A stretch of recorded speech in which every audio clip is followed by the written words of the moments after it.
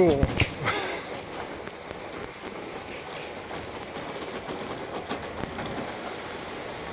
That little gear that's moving the most, one of those two is, everything else is moving because of them.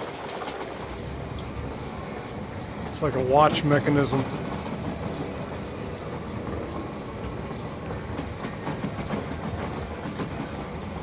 One of those things on YouTube that you could just watch for a long time.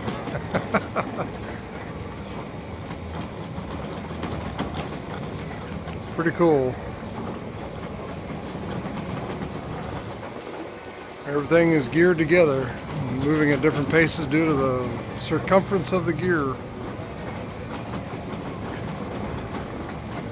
Always something unique in California, that's for sure.